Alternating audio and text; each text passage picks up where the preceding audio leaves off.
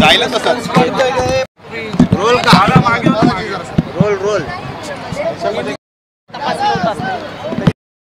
त्या पद्धतीनं प्रभावी व्हायला पाहिजे. चला हा सर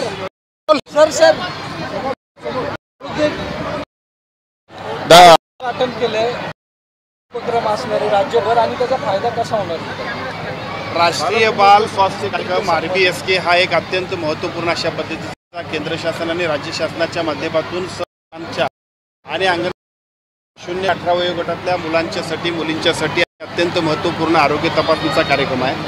ज्या कार्यक्रमाच्या अंतर्गत या आजच्या कार्यक्रमाच्या अनुषंगाने साधारणतः 14 ते 15 लाख मुलांची तपासणी होईल आणि आवश्यकता असणाऱ्या तपासणी सर्व ज्या ऑपरेशन्स करावे लागतील आणखीनही काही आरोग्याची योजना कराव्या लागतील त्या करण्याबद्दलची एक मोहीम या कार्यक्रमाच्या निमित्तानं आदरणीय अजितदादांच्या शुभ हस्ते आपण शुभारंभ केले.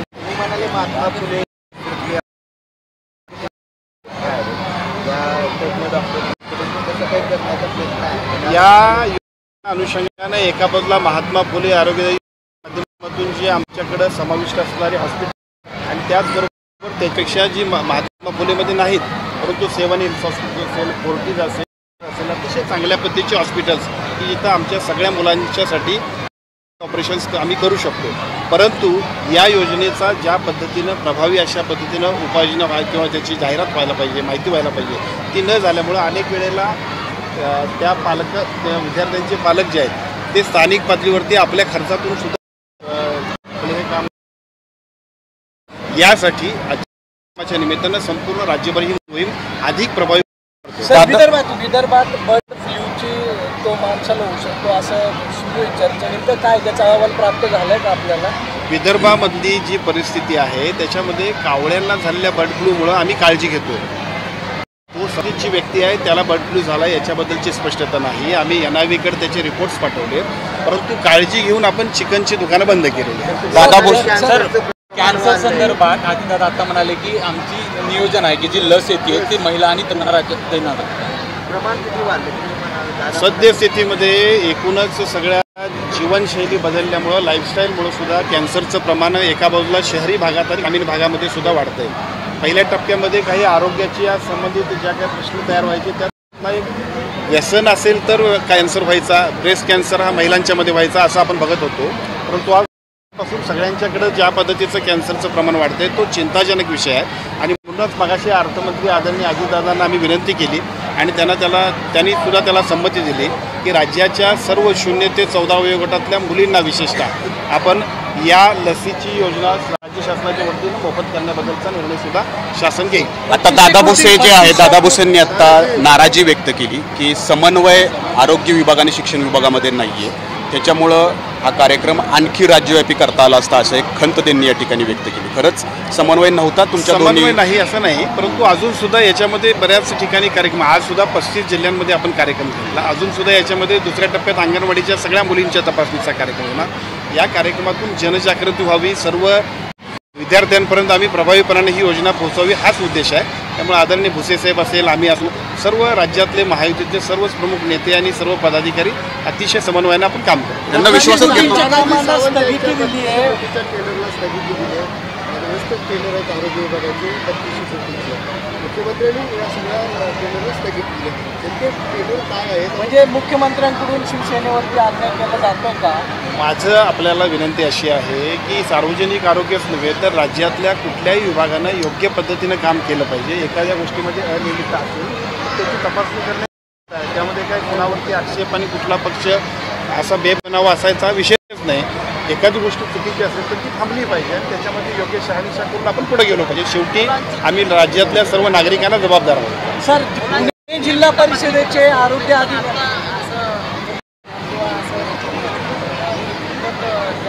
या कर्मचारी अधिकाऱ्यांचा 2 महिने एक तर हा जो काही कार्यक्रम आहे या कार्यक्रमाचा उद्देशच असा आहे की बऱ्याच वेळेला अशा अत्यंत चांगल्या आणि महत्त्वपूर्ण योजनांची माहिती असते.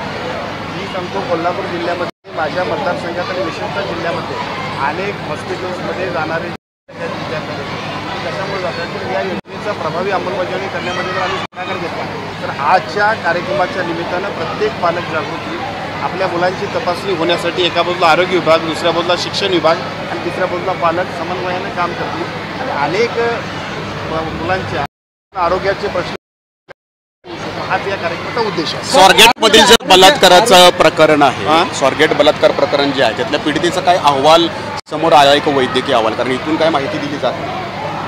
याच्याबद्दल गृह विभागाच्या वतीनं, स्थानिक यंत्रणांच्या वतीनं अतिशय चांगल्या पद्धतीनं माहिती घेतली जाते, काम केलं जातं. निश्चितपणे त्याच्यावर वैद्यकीय अहवालाबद्दल सर आरोग्य विभागात अनेक तक्रारी ज्या आहेत, DHO आहेत त्यांच्या अनेक तक्रारी प्राप्त आहेत.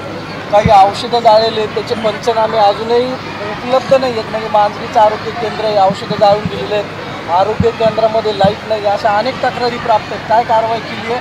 आणि आरोग्याच्या बाबतीत पुणे जिल्ह्याचा 3रा नंबर होता, तो आता 9व्या-10व्या नंबरवर गेला. कोण जबाबदार? अशा पद्धतीच्या तक्रारी असतील तर निश्चितपणे त्याच्यावरती कारवाई केली जाईल. जर या तक्रारी अशा पद्धतीने असतील तर मी आजच आमच्या अधिकाऱ्यांना सूचना देईन, कोणत्याही ठिकाणी आरोग्याशी हेळसांड करणारे अधिकारी असतील अथवा कर्मचारी असतील कोणाचीही घाई केली जाणार नाही.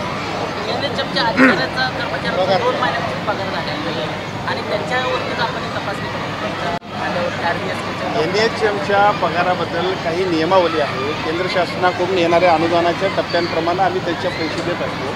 ज्यावेळेला ते आमचे कर्मचारी आहेत त्यावेळेला ती आमची जबाबदारी आहे. फक्त प्रश्न इतका आहे की अनुदान यायला उशीर झाला.